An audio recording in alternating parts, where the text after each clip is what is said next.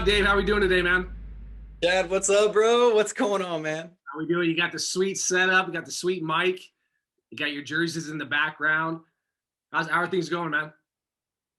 Things are going good. Things are going good. I'm enjoying myself, and yeah, I got the setup, man. I didn't realize how much stuff went into having this, and trying to make videos and trying to be funny or entertaining. But no, it's cool, man. And I've been watching you. I've been looking at your videos, and the mental game, is that what you call it? That's probably one of the hardest parts of the game is the mental part of it. Yeah, yeah, no doubt. It's trying to piece that all together and help kids just like you are. Um, so to give kind of everyone a heads up, so Dave Krynzel is a former first round pick. We went to the same high school. You were what, the 2000 draft? Is that correct?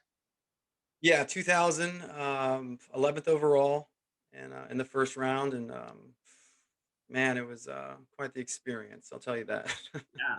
Let's go way back even before that. So you were born and raised in Dayton, Ohio. So or is that right? And walk us back all the way through your childhood to when you got to Las Vegas. Oh man, quite the childhood. I'll tell you that. From Dayton, Ohio, a city called Centerville, Ohio. They were the Centerville Elks. I was supposed to go to Centerville High School, and I wanted to. I was going to play basketball. I did taekwondo. I ran track, and of course, I played baseball. It's temperate there, so we didn't play year round like Vegas, and that's one of the main reasons I moved here was to be able to play 12 months a year, like all the time. Like it wasn't possible in Ohio. Um, we'd go to Midland Redskins. They have an indoor facility, and that's about it. If you, I think you've heard of them, right? Midland's big time, right? Are they still pretty big? I know back in the late '90s they were huge. Yeah, they were huge. I want to say Griffey Jr. went there. Ken Griffey Jr. went Yeah. there. But man, they had a field out there, and they had heaters that would melt the snow. And they had this indoor thing that had 3 cages long and 3 mounds. I mean, it was just ridiculous. They had a practice field that I played on as a youth player. I played on one of their teams one time, but yeah, Ohio and baseball, I was playing all these sports, running track. I was the guy that had the kick. I was the guy that on the last turn I would pass you and you would look by me, and then all of a sudden, I'm just like, you can't catch me, man. And then Yeah. once I would hear the the crowd going nuts, that team standing up, man, I'd start going faster and faster and faster. But the 400th, the one lapper was my race, and that and the high jump, and those are my favorite things. And taekwondo, all the sports, man. So before Las Vegas was Ohio, Mm. and it's a, a different life out there compared to Vegas. Just a little bit. I mean, Yeah. same stuff going on, but yeah. And then, so how old were you when you came out to Vegas when you moved here? I started high school here. Okay. And then so you come from Dayton, Ohio. Was it mom or dad's job that brought you out here? Like what I mean, that's a big change, big difference. Was it mainly get out of the weather to come to Vegas, or what was the big deal there? There's a lot that happened, at that time. But the primary reason that, I came out here was for baseball. I mean, that was it. I mean, there was no other reason to come out here besides baseball. Playing year round, I mean, I had a plan back then to play in the big leagues. I thoroughly believe that I could do it. Since I was a young kid at, I want to say elementary, but most probably it was in middle school. Mm. And I don't know if you remember the movie Big, Oh yeah. where he goes and wishes with Zoltar or whatever thing. Yeah. Well, I did that. I took one of those dandelions that has the white little puffy things, and I tried to find a spot where I could be alone. It was in my neighbor's garage. I don't know why, but I ran in there and I held it and I said, "Man, I wish to be in the major leagues," and blew the thing out and this and that. And that was the reason I made it. So, There you go. Had nothing to do with your talent and your speed and all that stuff. oh man, yeah, it had to do with all that stuff. No, it was the dream. I mean, it was the dream. It was the wish. It was the desire. It was me believing. It was the goal. I had it all there. I was going to Cincinnati Reds games. I was at Pete Rose's game where he got the hit. I Mm. was super young, but I got pictures of it, and I can remember the fireworks. Um, so yeah, I was a Ken Griffey Jr. guy, Dennis Eckersley guy. Um, I watched Deion Sanders play in steel bases for Cincinnati. I mean, it was just a lot of cool stuff. So speed was a big part of my life, and I always wanted to be the fastest. I mean, I had a routine since I was young that practiced speed and my vertical jump, and I was bound to like be able to dunk and be like really fast. So Yeah. yeah. It's interesting because I felt the same way. Like I wanted to be this particular athlete, and I don't Hmm. know if you remember. And I can't even remember the name of them, but you remember those? So you mentioned that you wanted to jump high. Do you remember those shoes that had these like they look like clod hopper type things? It wasn't on your heel, but it was on the front of your foot, and you would like jump right, and you would practice jumping in your vert. Did you ever utilize those or have that? Yeah, I mean, this is like my little. You want to talk about a little secret. I mean, I did those since when I was in elementary school, middle school, all the way through high school. I did those my entire youth, and I was the guy that actually did the workout. And I did it twice a week. I can't say it was for 52 weeks. Out of the 52 weeks a year, always did it twice a week. But like even when like we would leave and go on vacation, I brought the strength shoes. I brought my glove. I would always be doing something and always working with the strength shoes. It's interesting. I'd heard years later that apparently those are like terrible for you. I don't know if they're having like Achilles injuries, like the Achilles tearing and all that stuff, or Uh, but I don't know. Did you ever get to dunk? Did you ever get to that point? Absolutely. I was able to dunk, but jumping back on the strength shoes and then not being safe and not being good for you. I'll tell you what I think guys were doing. I think they were just getting on them and walking around the house, which they tell you not to do. Right. And also they were doing the workout, not even being warmed up, never stretching. They weren't in shape. It's kind of like a guy that hasn't worked out in years and goes and lifts and like Yeah. really gets into it. And boom, if you hurt your Achilles tendon, whatever, that's a major injury. That's very bad. But another or just a story about strange shoes. I had called them recently in the last 2 3 years, and they had the thing that the mold. They had it stolen and they lost it. They're out of business, Oh, and there's new companies now that have made the platform shoe. So I recommend it. I think that I know that it helped me drastically in the 60-yard dash and track and everything. I mean, just my agility, my speed, my quick twitch muscles. Um, I mean, in the workout, everything that I promote is based off that strange shoe thing, and then my other experiences. yeah. Well, it's interesting, and I wanted to bring you on because of your story, but also because I haven't really talked to anybody about speed yet, and we talked about like when I was scouting, speed was something that it's so hard to find anymore that everyone's just so concerned about, just banging it, banging the ball, throwing 100 miles an hour, not seeing these center fielders running, the 6'2", 6'3s that from what I understand, you are that type of runner. Tell us about your 60 and did you always obviously you put a lot of work into it, but were you always fast as a kid as well? I was always, comparing me to other kids my same age. I was not near mature as most of the kids growing up. I was a late bloomer.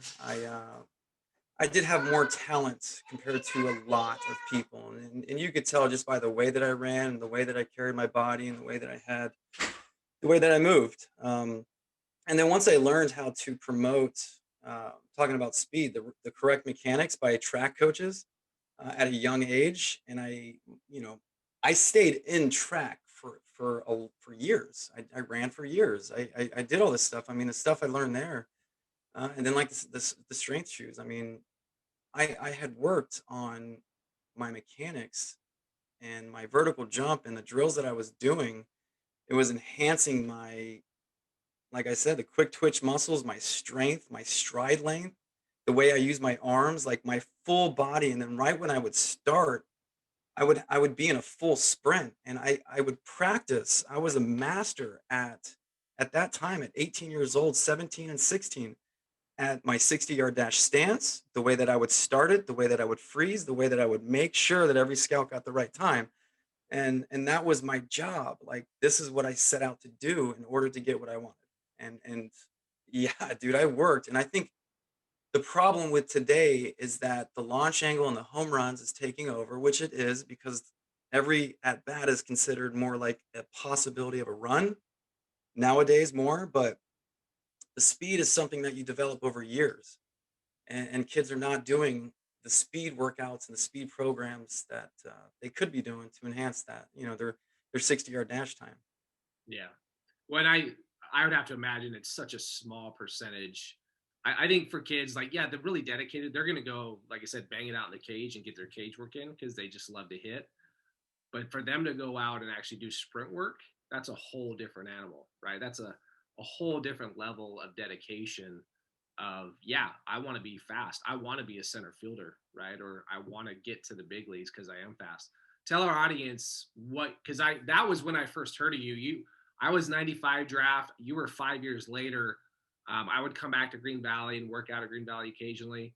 But I kept hearing this dude's like, have you heard of this dude Krynzel? Like, how he's like one of the Mm. fastest dudes we've ever seen. And so tell us what was your 60 in high school? Oh man, I got so many good things that come through my head right now. My fastest time was, I'm gonna say it, 6.28. 6'2". I got other guys saying no, no, no, it's 6.23, and it was at Tropicana Field. So I can claim in between that 6.23 and 6.28. Tropicana Field is in front of 250 scouts, and I ran it solo. There was nobody with me, and just something about the surface and being solo that day with that many scouts out there. Was at Team One. Man, I busted out the fastest time. I couldn't even slow down. Mm. Um, but I was fully prepared. I mean, I felt so good, and a little secret, I had gym shoes on too. So Yeah, so I just wanted to make sure our audience knew, like we're talking like Olympic speed. Like it is, I mean, I don't know what the record is in the 60. It's probably around 6'1". I don't, do you know that? I haven't even looked it up. anybody that says they've seen a six flat, man, you gotta, I'd like to see it. Yeah. There's rumors Deion Sanders was in the six flats. I've heard 5'9" from Deion Sanders. I've heard a couple different things. I see the feed on some of the Facebook groups that I'm in, and people can throw this number around Hmm. quite easily. But man, realistically, dude, if you were running a 6'2", 60-yard dash, you are absolutely one of the fastest human beings Right. on this planet in this sport. Okay, what is saying that sport?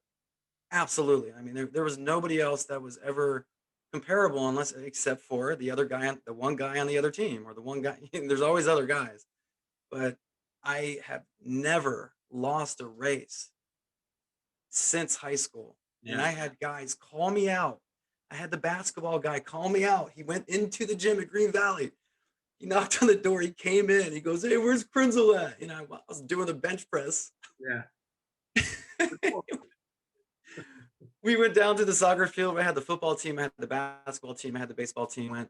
I made the dude quit halfway through it. Yeah. Like He you just just, no, this ain't happened. Yeah, so that's what I wanted to make sure our audience knew. Like we're talking on the scouting scale, 20 to 80, you're off the scale. 80 is outstanding. You're probably a 90, 100 runner. So that's just impressive in itself. And obviously, I'm assuming so that was a piece of the five tools. Run is one of the tools. So you're off the charts there. So tell us more about when you get to Green Valley.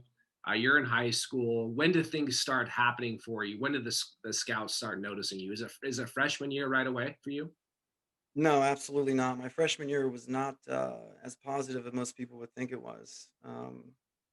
Things did not start out right. So for any of you guys hitting a wall, man, your first year in high school or your second year in high, don't let it bother you, because I was I made a mistake in my freshman year, and um, it just things did not work out well with me in baseball at Green Valley. And during the summer,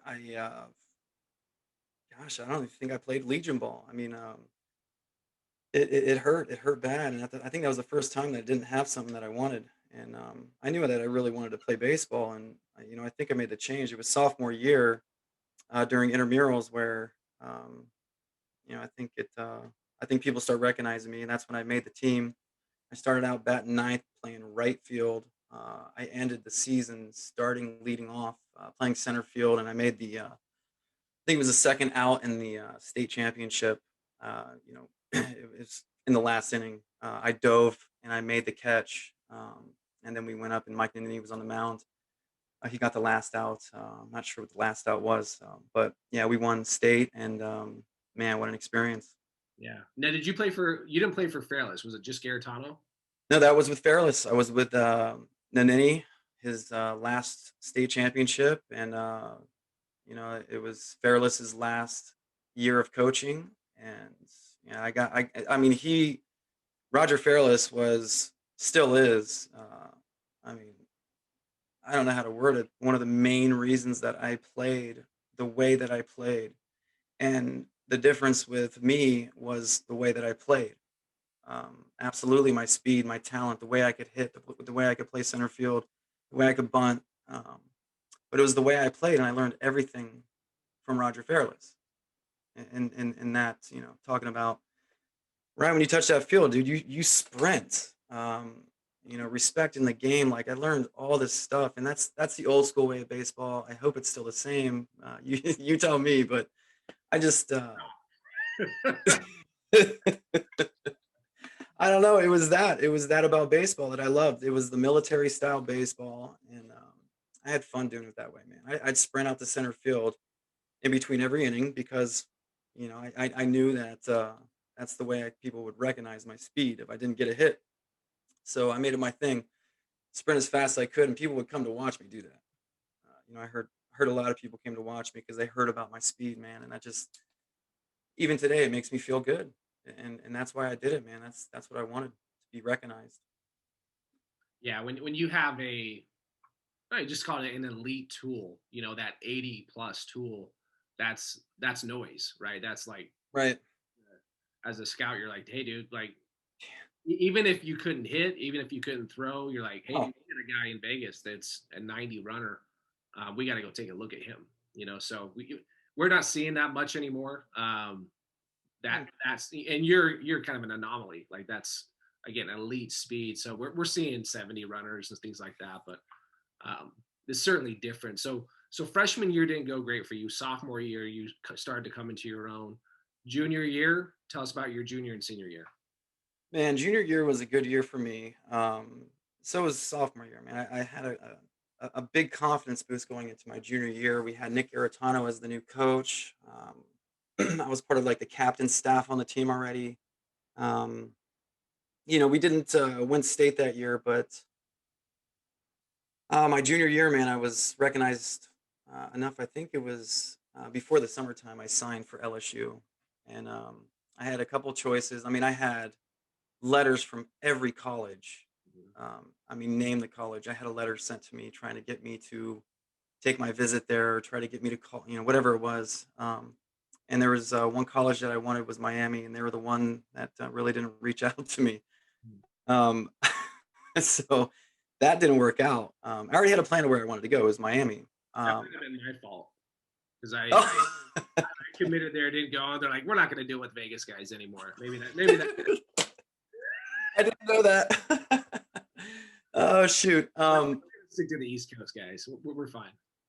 Man, that's funny. No, I then it was Texas, University of Texas, and LSU, man. And I settled on LSU. I went to the trips and man, fell in love with the people, the places, and the things. I mean, it was awesome. Shaquille O'Neal went there, and you just couldn't beat that. The Yeah. experience I was about to have. And it was that summer that I made the USA Junior National team. Uh, Me and one other player in Green Valley High School. We got called up, or we got the call to go and try out for the USA team. And I'm like, man, this is a big deal. This is after area codes that I made my sophomore year. Um, so we're in California doing the area codes. Man, I ran a 6.6, which is that I think 70 speed that you're talking about.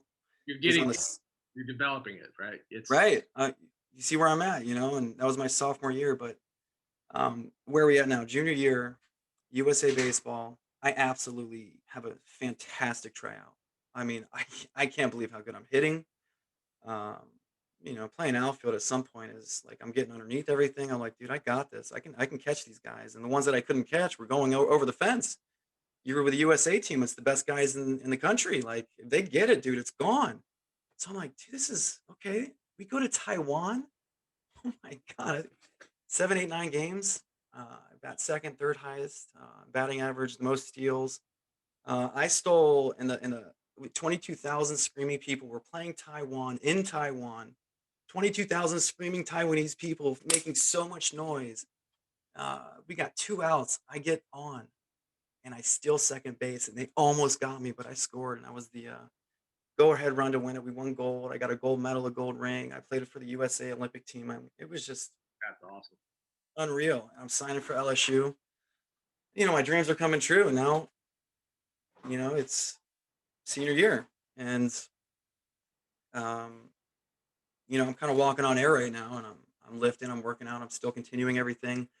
I always had a batting cage in my backyard. I've always done the same routine, hitting routine, and I was continuing to do that. I was working out a lot, and word on the street stuff about the draft, about I'm playing on scout teams. I'm going to California every Sunday. Like I was doing that since my junior year. Like you don't, you didn't play in Vegas then. You went to California. Maybe it's still the same. But I would wake up. Yeah, listen to this, man. So after everything that I'm doing here in Vegas, I'm still waking up at 3, 4 in the morning, driving to San Diego, Corona, wherever, playing 19, 20 innings for the Yankees club ball team or the club ball team, the scout team. Yeah. And I would just play the whole time. We'd start at 7, 8 o'clock and be done. And then all of a sudden, those same scouts that were seeing me there, they're coming to Green Valley High School. And now I'm looking during the games, and I'm like, oh my God, now there's like 250 scouts in my games. And word on the street type of thing and leading up to the draft, dude, I was a wreck.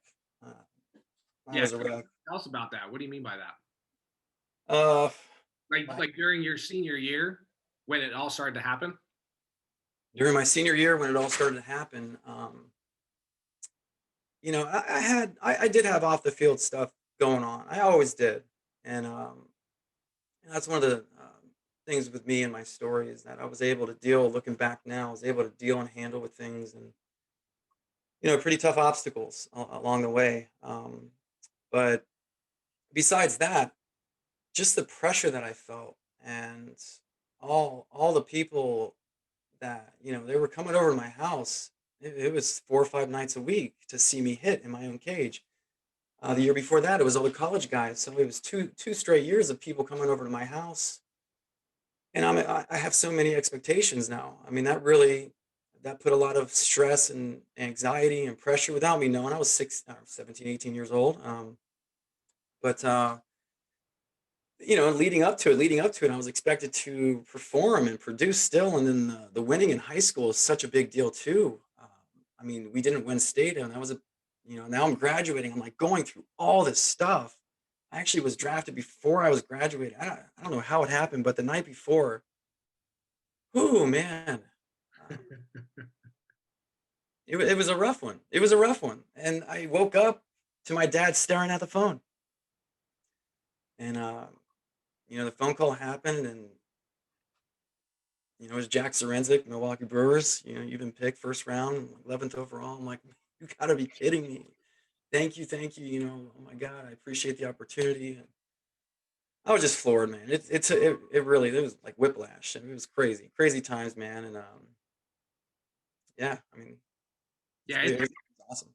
it's a different animal when you're that caliber of player in high school and you have all these scouts and they're all there to see you. So Yeah. every move you do, everything you do, whether you're in the field, in the dugout, all your actions are getting scrutinized and watched.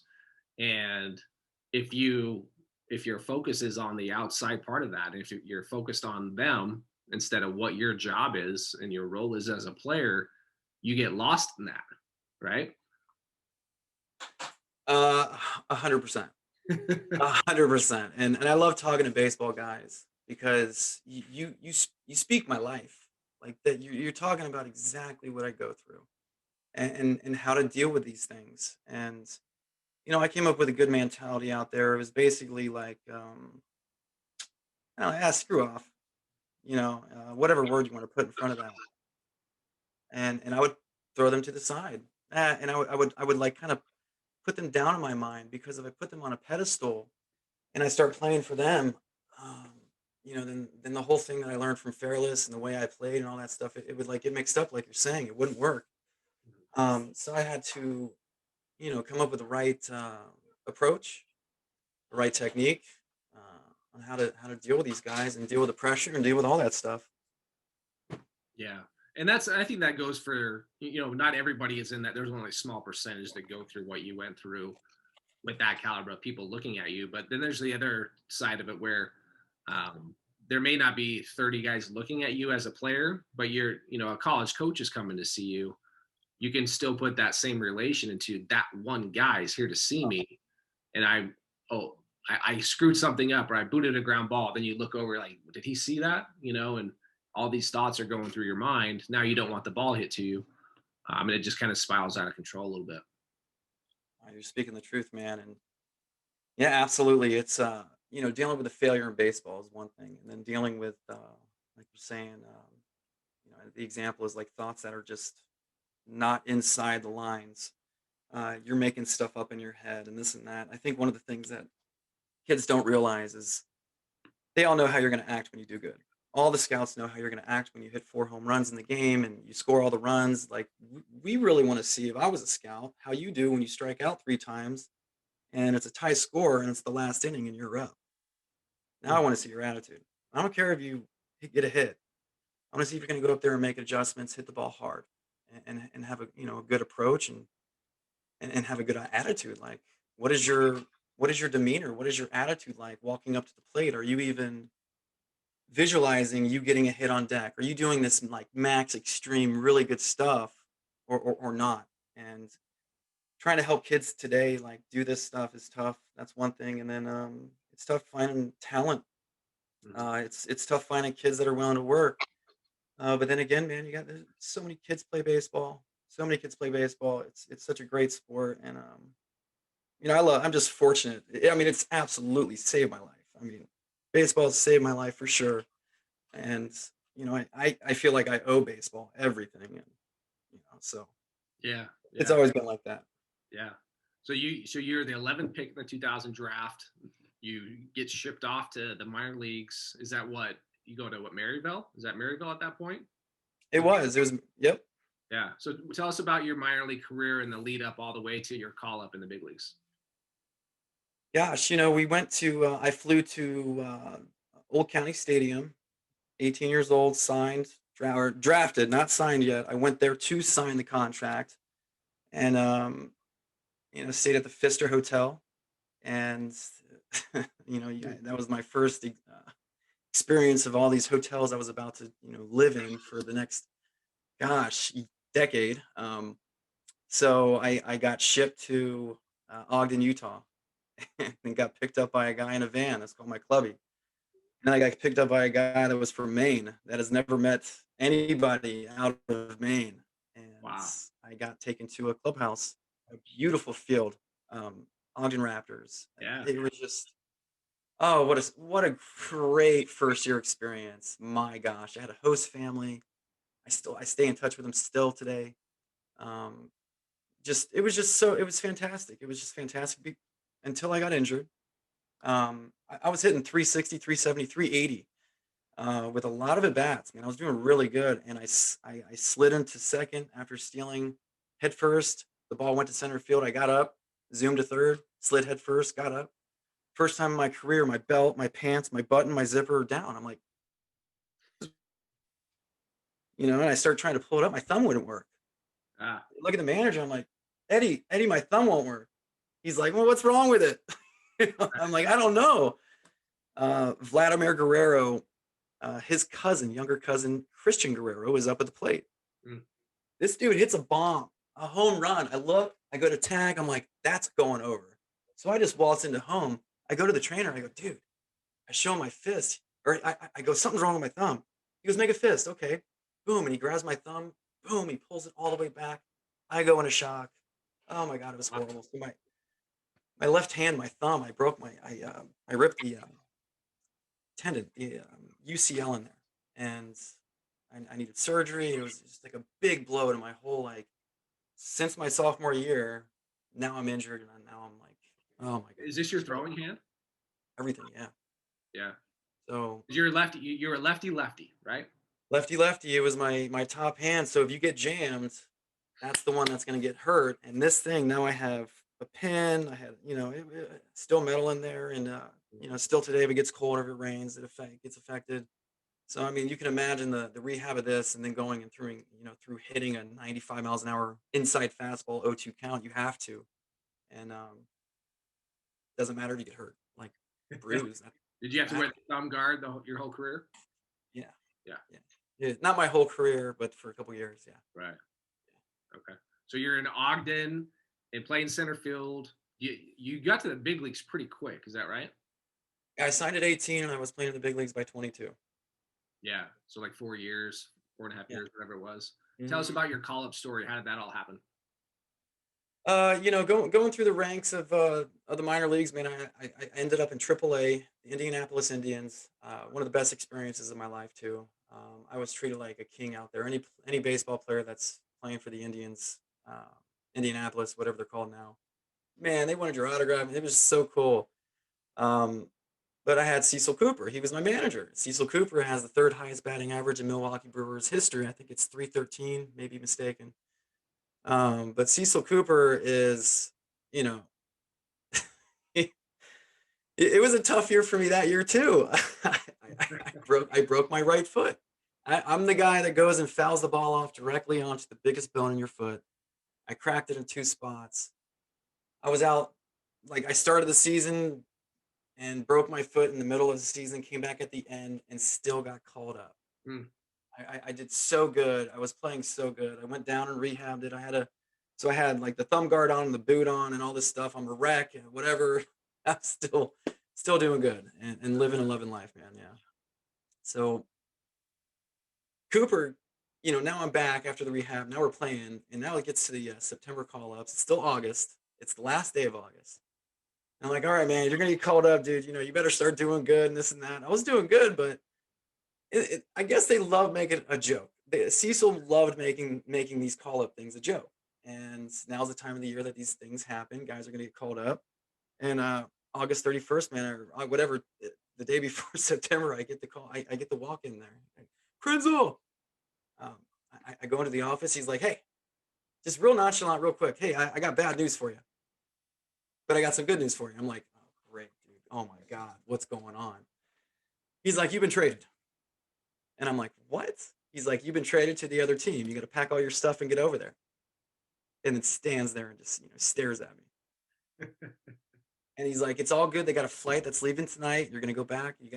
They got your hotel room. It's all good. That's the good news. And I'm like, are you kidding me? He goes, no, I'm just joking. He goes, you're getting called up. Pack your bags. Blah, blah, blah. He's like, you're going, I don't remember. But at that point, I didn't hear anything. I'm like, you got to be kidding me. Right, right. That's awesome. So he's messing with you. That's got to be, I guess, as a manager, you like got to be as a AAA in particular, probably more AAA than AA. But like Yeah. I can mess with every guy that comes through this and have all these stories on how I'm going to mess with them. And what was your so you get your September call up, and you go to now. Correct me if I'm wrong, but wasn't Fulton? Is it Fulton County? You said. What's the name of that stadium? Milwaukee's old. No, it was Miller Park then. When I got drafted, it was It was County Miller, okay. Stadium, Okay. and they demolished that within like 1 or 2 seasons of me being there. Yeah, that's right.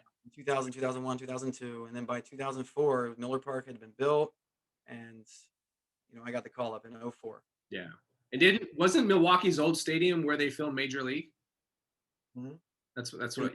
So the best thing about being with Milwaukee Brewers, besides being in the major leagues and all that stuff, I mean, but one of the things that comes with this is the people you get to hang out with, people you get to live with, people you get to work with. And Bob Uecker was, I mean, he worked for Milwaukee Brewers as the announcer. He's the guy in the major league movie. Right. And when I was 18, I met him. None of the guys in the big leagues, none of the guys that I saw. I mean, I was, yeah, starstruck. They're major leaguers, but they're like my competition. They're my peers. This guy, I saw Bob Uecker walk in. I was starstruck when I first signed at 18. Now I'm playing there, 22 years old. Man, I'm eating with this guy, hanging out on planes with this dude, going to the buses with this guy, and talking to him, man. It's just, it's like, so, it's surreal, man. It's so cool. And it was just the every day that I was there, it was just something special, man. I can say I can remember every day. It's unreal, man. That's so cool. That's so cool. And I was looking back at you were there. What was your year of your call up? What year was that? Oh 04. Oh four. So you got some time in oh 04 and oh 05. Is that correct?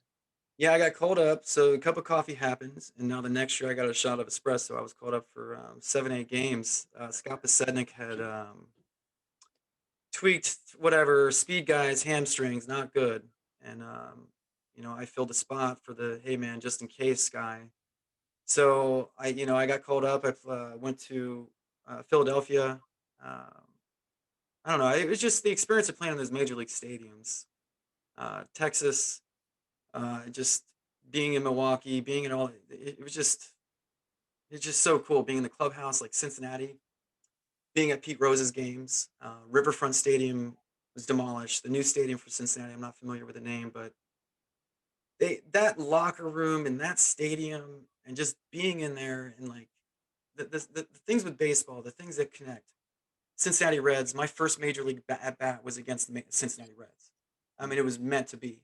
My first hit in the major leagues, I beat the pitcher to first. No kidding. So That's shocking. yeah, no, this is what I was paid to do. I'm like, this is gonna happen, man. So Right?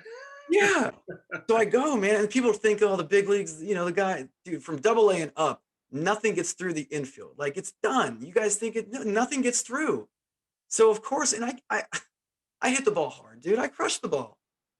Wasn't one of my best, but it was a line drive. One hop past the first baseman. He back dove, backhand, stops it.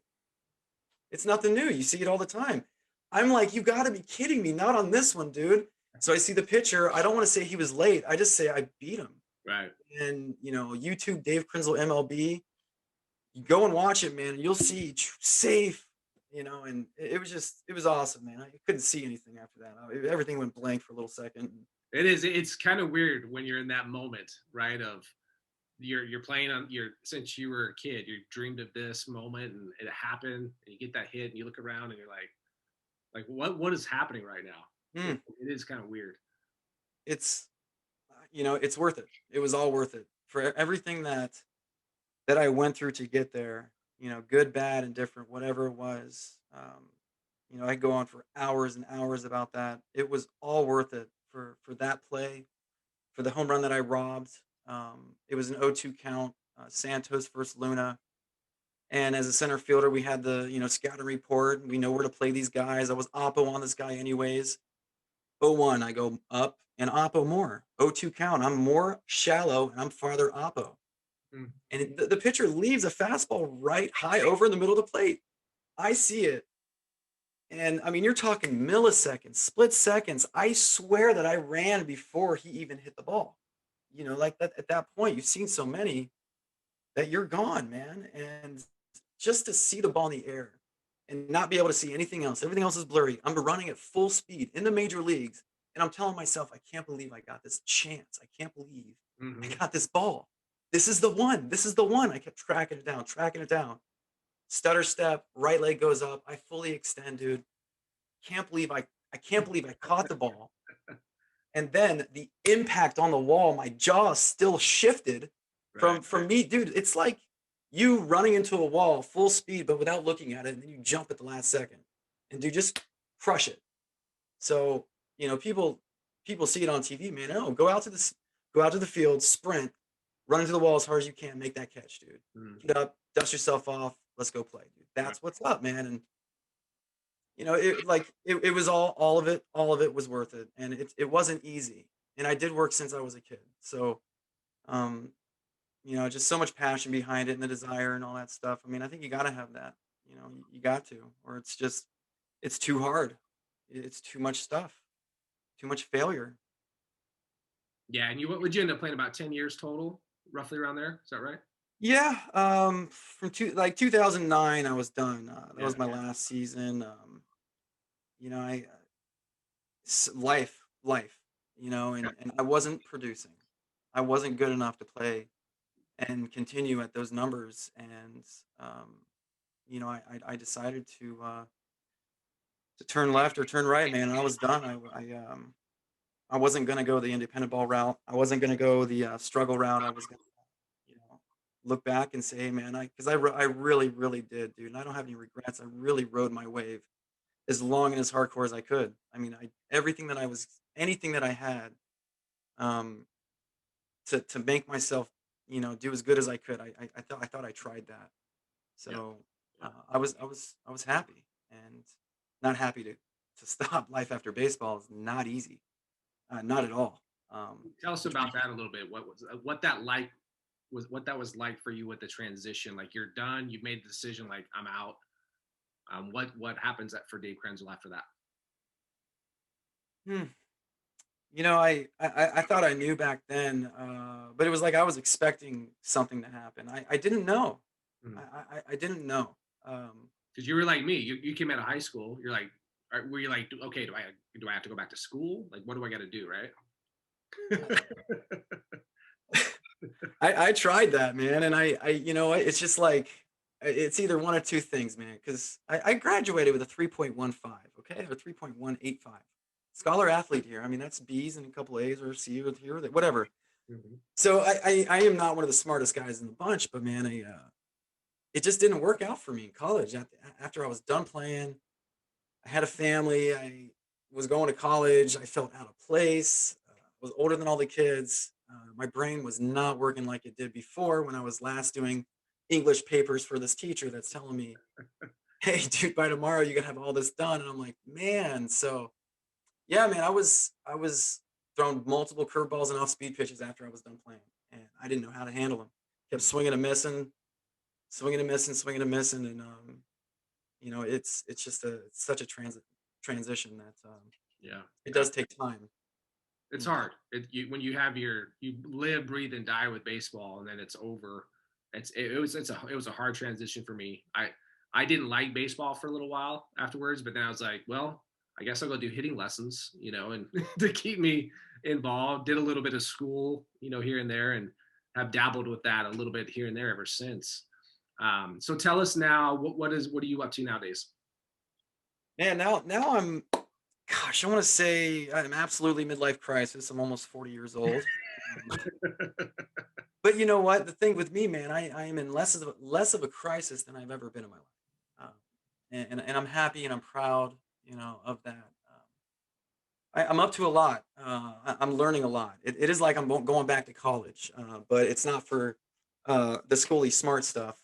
Photoshop, video animation, logo development, making thumbnails, doing YouTube videos, learning how to market. You know, I'm doing T-shirts. I'm doing vector or vinyl T-shirts. So the heat press guy here. So I'm just like dabbling into everything. I'm learning so much. Cryptocurrencies, Bitcoin, Ethereum, XRP, all this stuff. Like I was day trading back in the day in the 2008 crash. Had $10,000, $15,000. I would go in and I would go out, go in and go out up to 3 times a week. And sometimes I would do good. And then all of a sudden, all my money kept going up, up, up, up, up. Dude, Bernanke said the interest rate was going to change, and everything I had went just straight down. Yeah. And the 2008 thing happened. So now it's surprisingly I'm back into the whole crypto thing, not with that much money at all. Oh my God.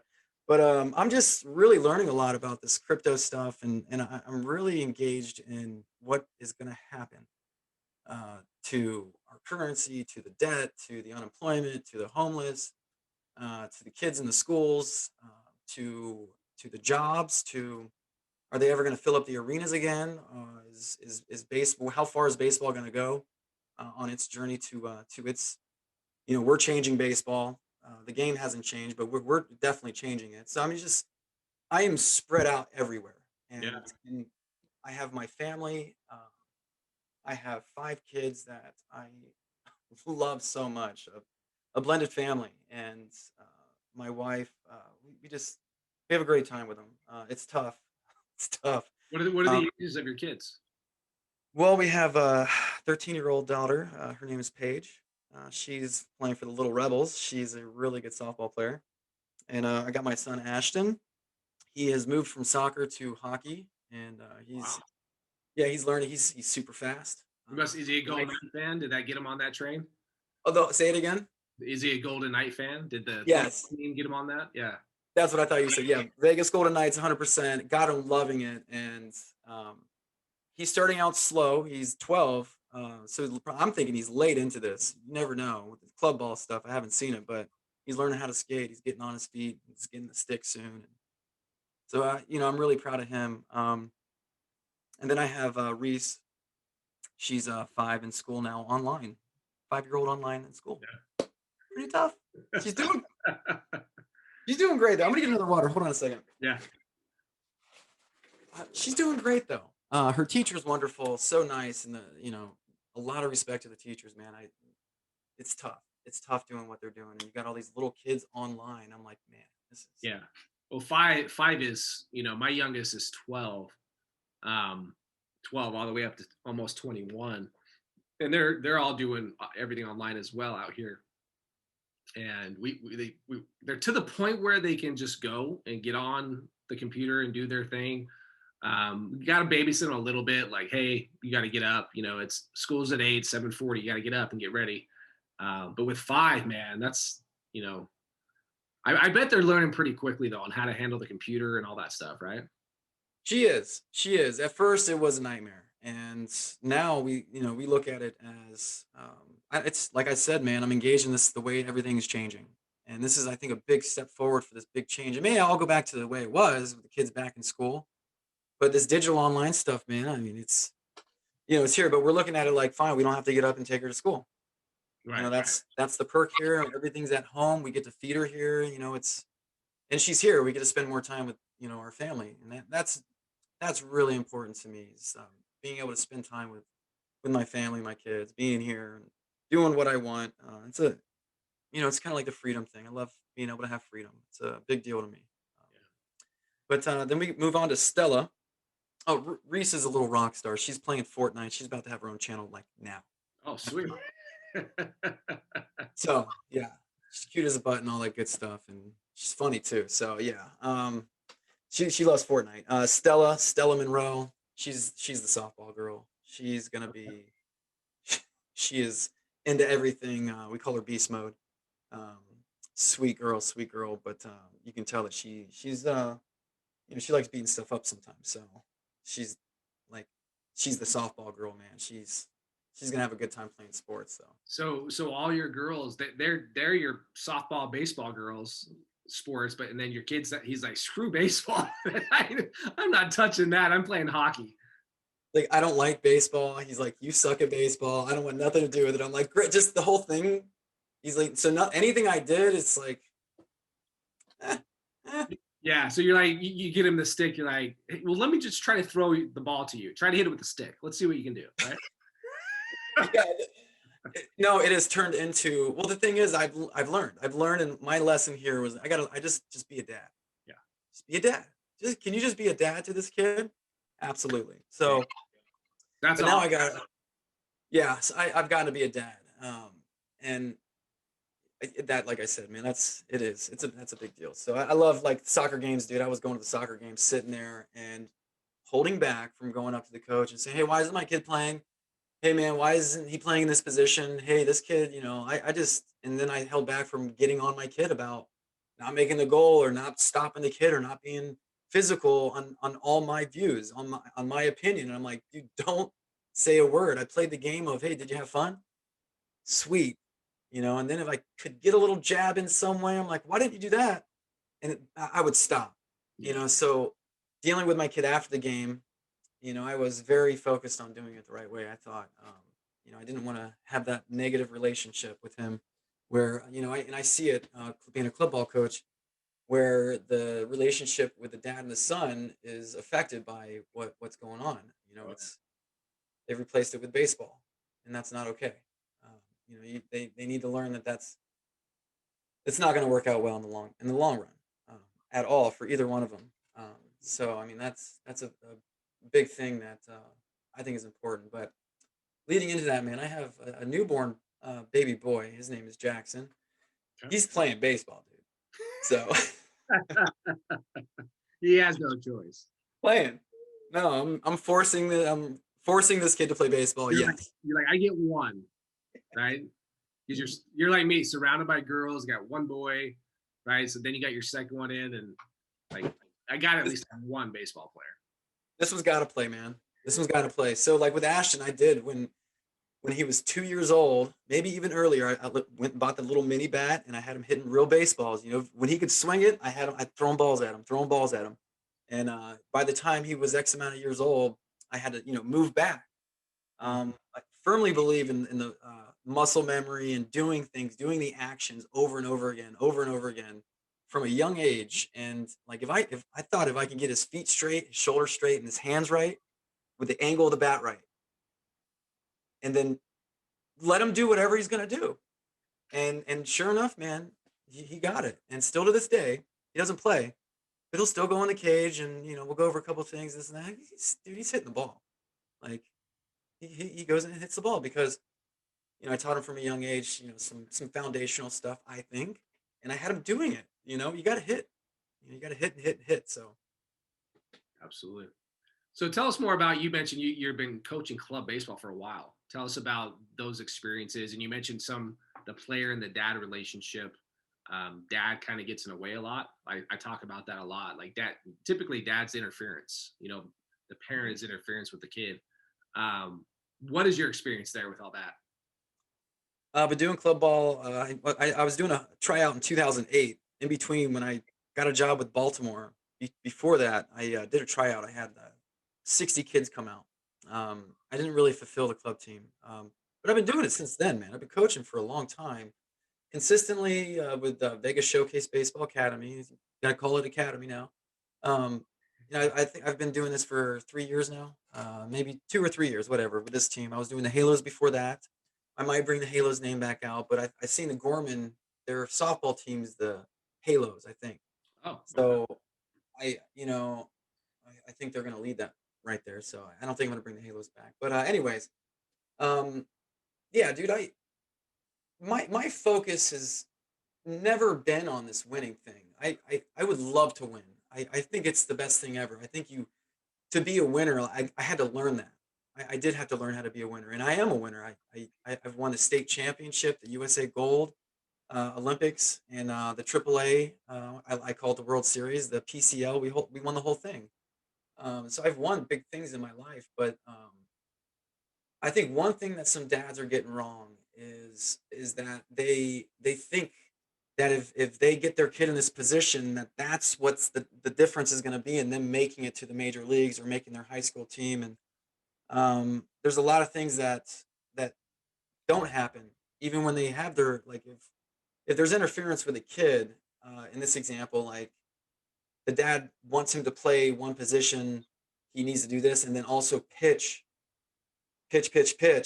Um, I don't care, coach. He's good. He's good. And the kid's sitting there looking like, dude. He's like, oh. Yeah. I'm like, this club ball tournament was made up by some dude that's in a house that is on a computer that knows all these people. He gets them all together and charges money, gets these rings, and it's called this. It's sanctioned. It's national. It's all this. It's all that. And then after the tournament, none of it matters, Right. right? No, the ring and it's fun, man. It's super awesome. Like I can get into it with guys about this, like the whole winning deal. But what I don't get is if you got somebody like, if everything adds up, if your kid's getting better, if the program's good, like, if the travel's good, if the money is working out for you and your kid's playing and you're playing in tournaments, I mean, that's a win-win. But what the problem is, like, you see overuse, you see kids jumping from club team to club team, you see guys starting club teams out of the poof of air from the little leagues, and they base everything off of winning. And at the end of the day, man, I think if the approach, or like if people could look at it as, this is part of what you need to do in order to, get better at baseball, improve your skills, all that good stuff, get recognized by scouts at a certain age when it matters. I, this is part of it. You're using this for innings and at bats. Right. and you're trying to face the best competition that you can face, that you're able to handle. Now, you not playing in this tournament, but one game and you get one at bat and you're on the winning team and you win gold and you're awesome and this and that, you post it. Those are the kids that go to high school and they don't know a lick of the situations. They don't know what really hard work is. They've been on the winning team and they go up to the high school coach, say, "Well, I'm a third baseman, man. That's all I played." Or no, but like man, the guys that got drafted first round last year, the first pick in particular, I'm forgetting his name, but man, he was drafted by the Tigers as a third baseman, and he never played third for ASU. He played first and he played outfield. And he quotes, he's like, "Baseball players should play everywhere, everywhere." So, I like the interference with the dads is, being too special at one spot, not understanding that also that if you're 12, you don't have to play Legion baseball to get ready for high school. You're going to hurt your arm. Right. And it's possible. It's possible you're going to hurt your arm. And sure enough, I see it and the kid goes through and he's 12 and he plays and he hurts his arm. That could affect him when he's 18. It sure could. It could be a little mini tear that is there now and then it stays away. And then all of a sudden, I'm just saying, like, have a plan, have a game plan, know what you're using club ball for, and know what your own dude. You got to have a foundation if you want to go anywhere in this game, and it's got to be strong. You got to have people that you trust, and they got to tell you the right stuff, man. Because I see a lot of bad coaching on Facebook. The guys doing the launch angle, and I'm like, man, how are you going to hit a guy that's good on the mound? There's no way. But I mean, I don't know. On that note, I've seen you done a few videos. I've talked to a lot about that with other players that have played at a high level, at the big league level, minor league ball, that stuff about launch angle. I'm assuming you were nothing close to that type of approach. Absolutely not, man. No. It was a mix of, like, let's say Pete Rose and Ken Griffey Jr. Like the Ken Griffey Jr. lefty swing, the down and inside pitch, straight down to it, and it goes up, type of deal. Okay. You find a way where you wrap it around first base. That was that. But what I was the level swing. I could hit the high outside pitch. I'd let it travel. And I would boom line drive in between third and short or over the third baseman's head, and I'd make the left fielder run this way. I'd be on second. Yeah, that's a double. Yeah. That's a double, dude. Yeah. If it was over the plate, like I had 5 home runs in high school every year that I played high school. 5. The first round pick, 2020, his high school senior year, I think he had 4. I don't think he had as many as me at senior year. He went to ASU and he straight hammered. So guys, he got mad that he didn't get drafted, and then went to ASU and clean clock, dude, and got drafted and made $8.4 million being the first pick. That was You're talking about Spencer. Spencer. Wilson. That was last year. That was the last year I scouted with the Angels, and he had Torkelson, Gage Workman. There was quite a few guys drafted from that team, but yeah, he that was his story. Didn't quite get drafted. Was a pretty good player, not amazing out of high school, but then fast forward a year, he's a freshman All-American, hitting. I think he had somewhere close to 20 homers and just dominating. And just interesting. Yeah, the article that I read about, and I have this in the video, the Cup of Coffee Big Leaguer. It's on YouTube. Cup of Coffee Big Leaguer. Yep. The Cup of Coffee Big Leaguer. That's like my story, man. And if you don't understand the Cup of Coffee Big Leaguer, like how long does it take to drink a cup of coffee? Well, that's how long I was in the big leagues. Blah blah blah. So, but I want to fit in there a shot of espresso because I got called up twice. So whatever. It was only for 8 days my second time, so it was like a shot of espresso. But right. Spencer, man, he said in an article somewhere that he saw all his friends getting drafted. And it made him angry. It made him upset. And that's the reason, that's what I'm saying is the reason why he turned it around. And then he quotes, he's like, "I will be a first round pick after I'm done with ASU." Like he stamped it. And like, that was me. I'm like, I know I can do it. I'm like, Chad Hermansen, Green Valley High School. Like, I'm going to the same school. I got the same coach. I've been doing all this work. Like the work that I did from a young kid, besides all the skills that it does and all that stuff, it gives you confidence because if I'm going to sit here and hit off a tee for 35 minutes, do all my whole routine, like, because I got a game the next day, 35 minutes, and I got to do side toss, front toss, the jugs machine, with the hit stick, and now I'm facing you that next day. I am not willing to go through all that work and fail. Sorry. And my job was to hit the ball hard. So no matter what, I'm gonna go up there and I'm gonna hit the ball hard, dude. I'm gonna get my job done. And that's how I did it right there. That's how I use my work to like, no, dude, you're not gonna not do good here. You're like this, you're too deep, bro. Let's go. Come on. And I love that approach because people wonder and ask, well, what does it take? Well, it takes what you just said. It takes doing that every day. And like you said earlier, like we not really sure kids understand. Like you had elite athleticism, and yet you didn't say, okay, I'm good. You didn't have a fixed mindset with that. You still said, look, I'm going to take this elite athleticism, and I'm going to become a first round pick, right? Yes. I saw a guy a few years before me do it. Why can't I do it? All I got to do, Exactly. I have the skill, I have the talent. Now I have to put the work in, and you did. I absolutely did. I did. Sam Thomas, 6 a.m. at the auxiliary gym in Green Valley High School. Sam Thomas is one of the best coaches, high school coaches of all time. He says the same thing. It's hard to find guys like that. But if I'm sitting here telling you what to do to make it to the big leagues, and it says on there that, so you mean that I gotta hit this many times at this contact point and do these mechanics and have the discipline to do it the same way, the same time every way, blah blah blah, the same, do the same way over and over again, and then move on, and that's going to take 35 minutes, and I got to do it this many days, and this is for I'm 12 years old now. This is until I'm in the big leagues, because in the big leagues you hit more.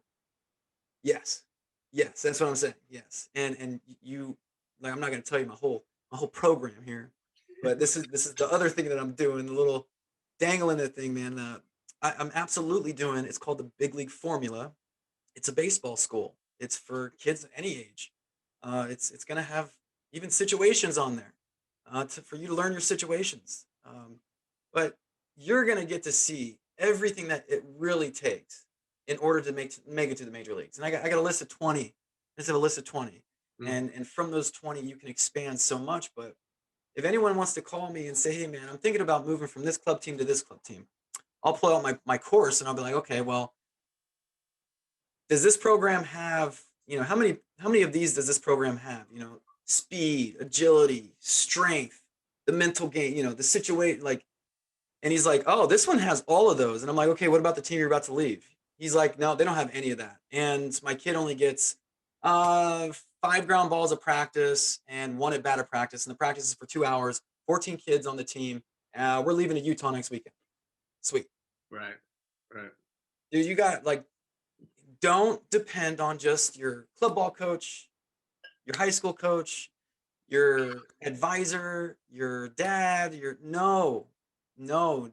You need to depend on yourself and a program, and you got to trust in it, dude. You got to trust in it and use it like I did, like the confidence thing. I'm like, no, there's no way. Like, what's your personality like? There's some guys that read books on Sunday mornings, and um, they're up early, and there's other guys that do not wake up until like 2 o'clock on the same day. What is your kind of personality? And you have to make your program and routine just for you. But there's certain, like, we probably did the same workout routine.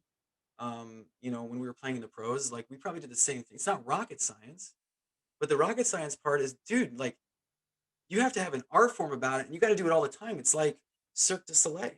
It's like those ballerinas. It's like the tightrope rope walkers. It's like the trapeze. If they don't practice, good luck performing. It's not going to work out the way that you planned it. You're going to have errors everywhere. Same with a baseball player, 100%. Absolutely. Well, dude, this has been awesome. And so I want you to tell us again. So, Cup of Coffee Big Leaguer, or Yep. just Cup of Coffee on YouTube. That's your channel. Is that right? Yes. Hey, The tell cup us. of coffee is bigger. And what are you doing on the channel? What are you providing for your audience there? What it's for is for you to, a lot of guys, like, say, for a club ball team, and they're winning club ball games, and there's some guys on there that think they're really good, and they could see they could watch my video, and they would see this first rounder, that got drafted for $8 million named Spencer. And I talk about him in the video. You actually see it. You see him playing. You see it. Or you see a picture and you're like, because I want to do the same thing that happened to me, to other kids.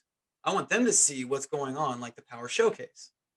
12 years old, he's hitting a dude 275 feet, and then there's a 14-year-old hitting at 409 feet. Guys, take a look at this. Like, I want you to view this, and I want it to inspire you to start going to the gym, doing your speed workout, doing your this, because this, if you really want to make it to the major leagues, if you really want to get drafted, dude, look what's in front of you, man. That's where I'm coming from. And I'm trying to help kids and parents and these dads out here like, okay, I'm in club ball. I got teams. I can't go out and win all the time. Well, how could I, if I can't beat them, how could I join them? Type of deal. Well, it's not me changing anything that I'm doing. I'm still teaching. I'm just still teaching the game of baseball, how to do it. And it's all based on my experiences and what I went through. And then guys like you, and like the guys that I played with, like I played, I saw Tony. I was with Tony Gwynn Jr. dude for seasons. I was with Prince Fielder for seasons. That's right. Dude, they had major league dads. I saw Tony's everything, man. I saw Prince's I saw them every day, every routine, every stretch, the way that their attitudes were. So you're talking the best of the best, and you're talking the best of the best coaching. When you're talking a major league dad and then a kid that's coming up through the minor leagues, man, I got a chance to do that. So, and plus playing the center field, you get to see the swing and you know where the ball is going to go and you see all the holes because you're far away. So, me being a hitting coach and seeing kids, make mistakes in the swings, it's hard for them to make the adjustments right now too, with all this launch angle stuff going on. But, right. it's just so much stuff, man. No, but I really appreciate you asking me to come on here and try and have an online presence is tough, but the content I do on this Cup of Coffee Big Leaguer is it's pretty cool. It's not bad. The videos are kind of long, but oh well. I mean, turn it on. Right, it's fun. You're creating stuff. It's your passion, right? And I think we're very similar in that regard of wanting to have our own thing and yet have an influence and impact with kids, and making sure they're just on the path to doing it close to being right, whether it's they listen to it completely, they take pieces of what you're doing. But you have Cup of Coffee Big Leaguer, and then your course Big League Formula, is that what it's called? Yeah, it's called the Big League Formula. It's on my website right now. The website that I have, it's my club ball team. It's VegasShowcaseBaseball.com. And you can look, and once you're on the page, you can see the Big League Formula. You can click on it, and you can look at the all the sessions that are in there, all the the whole course outlines there. It's not ready. I'm going to do a pre-launch here, maybe in February. Get it up and running and make sure everything is perfect. But it's got text, for lectures. It's got quizzes, and it's also got pictures, and also has videos. Mm-hmm. So like, if you're a dad and you have a kid that's playing baseball and you want to learn about, what hitting routine should I do? This course would be great for you. If you want to learn what else could you do to get better at baseball, or, hey, I'm in the position, hey man, I already got my college scholarship. I might get drafted. What am I going to do with the money? Mm-hmm. Yeah, I'm going to talk about that too. What not to do with the money. College, how to get recognized by college scouts. Like, I wanted to ask you all those questions about that, about today's players, but I know we're going into it long. But it's just, that's what this course is, man. So it's teaching anybody that gets enrolls, dude, like what you said, what you got to do. And it's a lot more than just going to the batting cage with, once a week with your instructor, paying however much money you're paying and playing with your club ball team. That's not good enough. Not if you want to make it to the major leagues. No. Yeah. Okay. Well, very cool, dude. I'm glad you were able to come on. It's great to see you again. I know we're in Vegas. It's a small valley out here, but sometimes we get lost and don't see each other for years, it's everything that's happening and going on. But hey, nothing but the best for you with your channel, with your athletes that you're working with and your course. I'll have you text me all that information. I'll put that in the show notes for everyone to take a look at. But yeah, anything else you want to close this shop with here? I mean, since you were a scout to help these young bucks out, that rhymed. What what could a kid do? Say, besides, say he's got his best routine, he's got the program, club ball, his high school, he's got everything. What could he do to get recognized by college recruiters, scouts, head coaches, and also, what could they do to get recognized by professional scouts? And then, like, what's the difference? And the age, like, does it matter? The timeline. I mean, you can go so many routes, I think, with all that. I scouted as a professional scout, meaning I was looking for you. I was looking for the kid that had elite type of skill, whether it was arm strength, speed, power, can really hit. Obviously those 5 tools, that was my job to grade those tools. And so obviously I'm looking for who's the best guy, where do they, and you got 5 states that you're trying to find that in. Hmm. When I would be scouting a senior, say I was scouting you as a senior, I got to go scout this Krynzel kid at Green Valley in Vegas. Obviously I'm locked in on, dialed in on you, but I'm also paying attention to everybody else around you. Like who's standing out?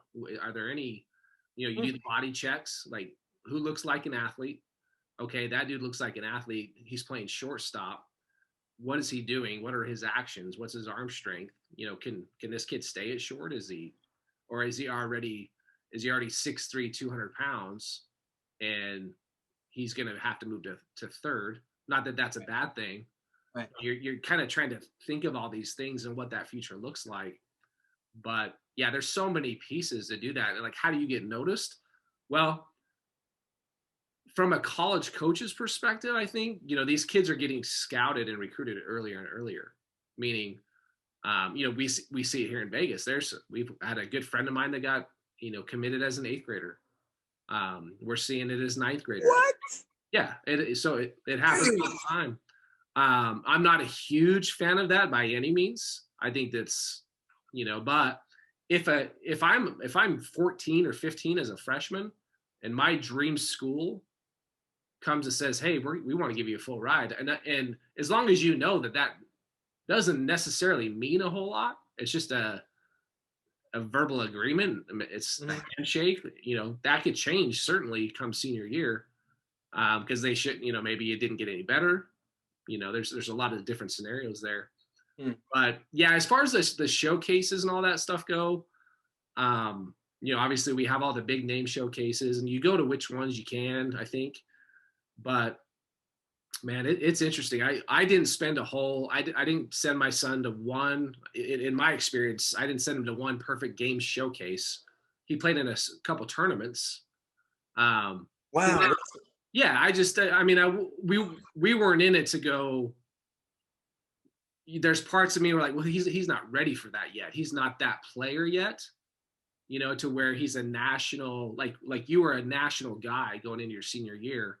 And my kid's not that.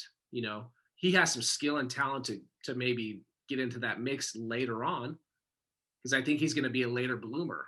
In this example, you says like, why would I send a kid that maybe isn't ready for that type of stuff yet? Right.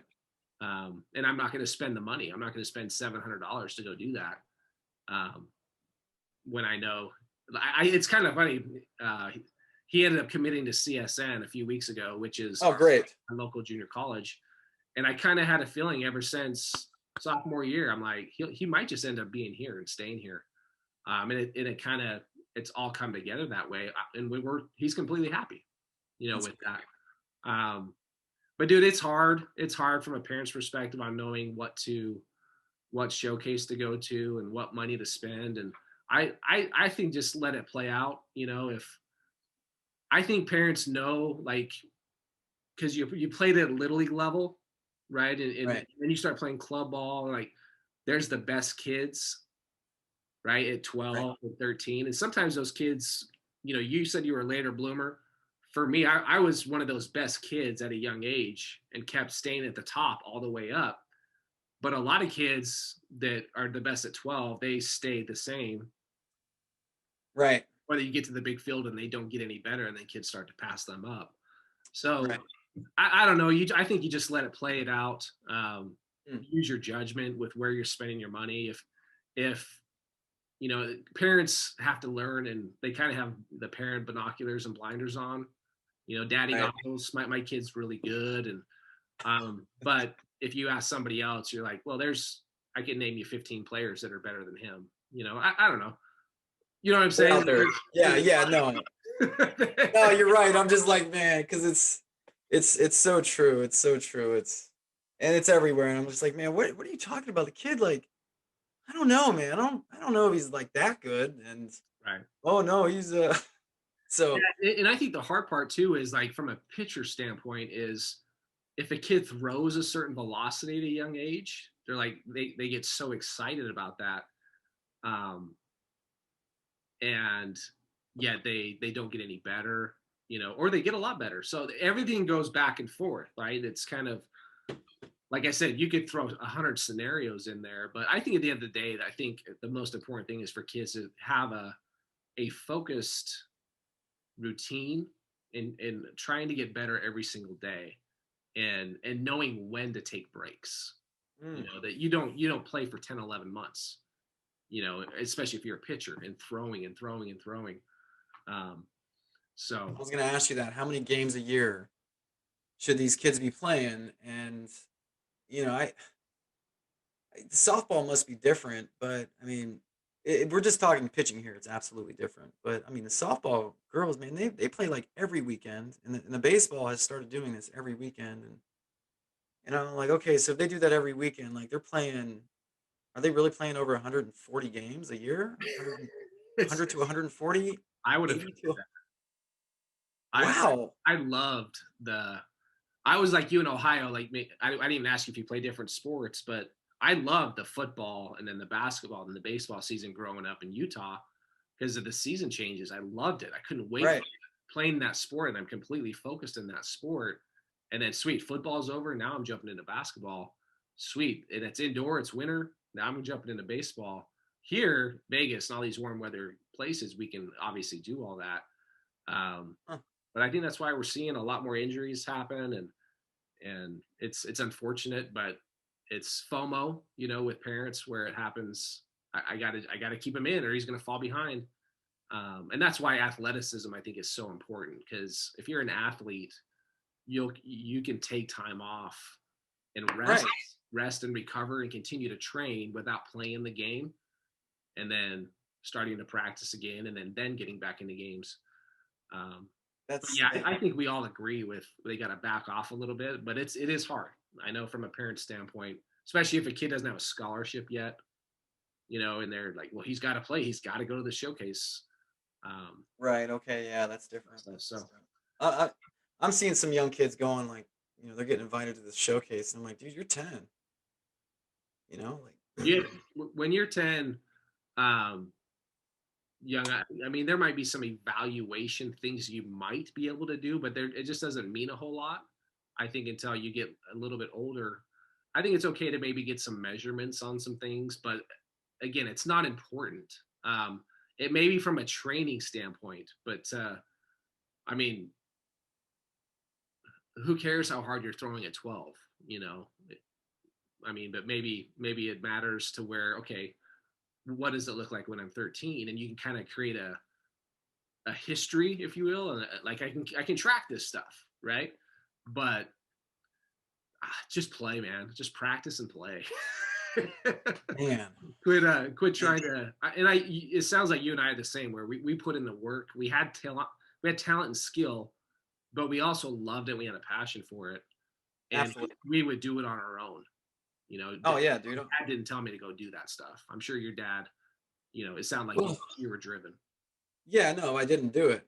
He would say something, but I usually did it. I usually always was hitting speed drills, doing the deal, man, and Yeah. lifting weights, doing the creatine, doing the protein, and yeah, I took it serious, and it was fun. It was really cool. Yeah. It's dude, it's baseball, man, and Love it. Love it. yeah, I love it, dude. I love it. I'm excited to see your next video and the interviews that you come up with. I think I'm gonna do interviews, and I'm gonna call you. I want you to do an interview with me, but it's gonna be a little different. I'd love to. Sure. Awesome, Yeah. awesome. I think we have to meet in a public place. So it's like sketchy now because the everything going on. But We got our masks on. yes, I'll give you a hint. It's going to be in a restaurant, and as long as you're cool with going into a restaurant, getting served food, then maybe we could do it. But Right. Hey, if you just you give me nachos, I'm in, man. That's my. oh, there we go.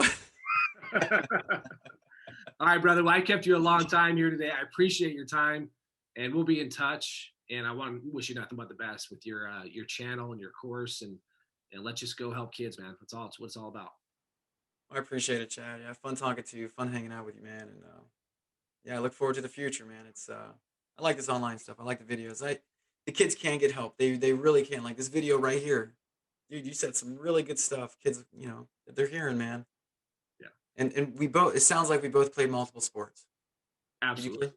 Yeah. So look, I stopped in high school, but you stopped in high school. before that, it was so much basketball. It was Right. Yeah. So I'm seeing the whole formula for real, man. It's Yeah. I love it. So if you're out there watching this and two first rounders together, man, that's pretty tough to do. And but dude, I was influenced and inspired by you. So thank you for doing that. Thank you for being good and getting signed in first round and making it and all that good stuff, dude. Yeah, no problem, dude. Hey, again, thank you for your time, and we'll be seeing you. Appreciate it, dude. Welcome. All right, Chad. All right, we'll see you. Yeah. Hey guys, hopefully you enjoyed that conversation with Dave Krynzel. Dave's a great dude. Yeah, was one of the fastest dudes we have ever seen in baseball. Scouts still talk about him today. When I was scouting in the area, that some of those scouts are still around, and they're like, "Dude, I remember how fast Krynzel was." So, Dave, appreciate you coming on board. A lot of great information. I'll have all his website information and all the things that he's doing to build up and help your kid in regards to speed training and all the training videos that he will have for you there. On my note too, I wanted to make sure that you are aware that I have just launched my personal Mental Edge video vault. I've spent over the last year I think I have 40 plus videos for your athlete to go through and work on, 4 to 5 videos per week, 4 to 5 videos per month. And the athlete starts to work on that content and video regarding the physical, mental, and the emotional side of the game that I think is so important for these athletes to continue to work on. So go to mentaledgetoday.com. And on that page, I share more of my story. I have a video for you to look at how the video vault actually works. And then this is going to be a membership to where you're going to work on these videos every single week and month. And then I'm going to support you through live weekly online Q&A calls. Okay, so go to mentaledgetoday.com for more information there. But again, thanks for joining the show, and I will see you in the next episode. Take care.